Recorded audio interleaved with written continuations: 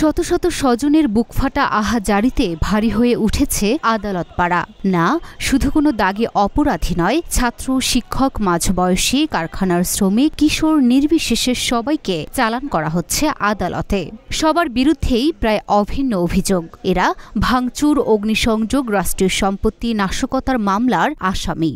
তাদের এক নজর দেখতে এবং আইনি প্রক্রিয়ায় ছাড়িয়ে নিতেই স্বজনদের এই আহাজারি। এখানে কে অপরাধী আর কে নিরপরাধ এ প্রশ্ন করাটাই যেন অবান্তর। রাজধানীসহ সারা দেশেই চলছে গণগ্রেফতার। গ্রেফতার আতঙ্কে সাধারণ মানুষও ঘরে থাকতে পারছে না। ছাত্র আন্দোলনের জেরে শিশু, কিশোর, তরুণ বেকাররা পড়েছেন মহাবিপদে। বিশেষ করে যাদের ঘরে ১২ থেকে ২৫ বছর বয়সী শিক্ষার্থী ও ছেলে রয়েছে, তাদের ভীতি আরও বেশি।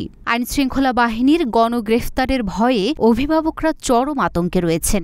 এ চিত্র শুধু রাজধানীই নয়, বন্দরনগরী চট্টগ্রাম, রাজশাহী, রংপুর, সিলেট, বগুড়া, দিনাজপুর, বরিশাল, খুলনা, কুমিল্লা সহ বিভিন্ন বিভাগীয় শহর ও জেলা শহরের চিত্র প্রায় অভিন্ন।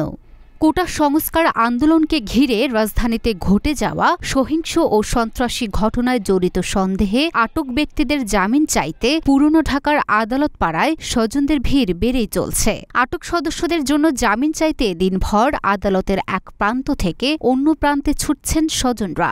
সরেজমিনে আদালত পাড়ায় গিয়ে দেখা যায়, রাজধানীতে সহিংসতায় জড়িত সন্দেহে আটকদের স্বজনদের ভিড় কমছে না। তাদের অভিযোগ, কি অপরাধে কোন মামলায় আটক করা হচ্ছে সেই তথ্যও দিচ্ছেন না আইনশৃঙ্খলা বাহিনী। এতে করে অনিশ্চয়তায় দিন কাটাচ্ছেন তারা। পুলিশের নয়া গ্রেফতার আতঙ্কে মানুষের ঘুম রীতিমতো হারাম হয়ে গেছে। পুলিশের হাতে ধরা পড়া স্বজনদের অসহায় আর্তনাদের ঢেউ আশ্রে পড়ছে আদালতের বারান্দায়। কাকে কোন ফাঁকে নিঃশব্দে পুলিশ তুলে নিয়ে যাচ্ছে সেটি টের না পেলেও মেট্রোপলিটন ম্যাজিস্ট্রেট আদালতে এলে আন্দাজ করা যায় গ্রেফতারের হার। শত শত নয়, হাজার হাজার মানুষকে করা হয়েছে গ্রেফতার। গ্রেফতারকৃতদের জামিন শুনানিতে আইনজীবীদের রুদ্ধশ্বাস, ছোটাছুটি বেড়েছে।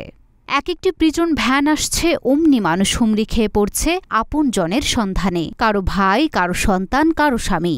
গেল কয়েকদিনের বৈষম্য বিরোধী ছাত্র আন্দোলনের পর পুলিশ ও ডিবি পুলিশ গ্রেফতার করে নিয়ে এসেছে তাদের। ভ্যানের গেট খুলতেই হ্যান্ডকাফ পরা আসামিদের নামানো হচ্ছে মুরগির মতো। এত এত আসামিদের ভিড়ে দুজোড়া চোখ শুধু খুঁজছে নিজের প্রিয় মানুষটাকে।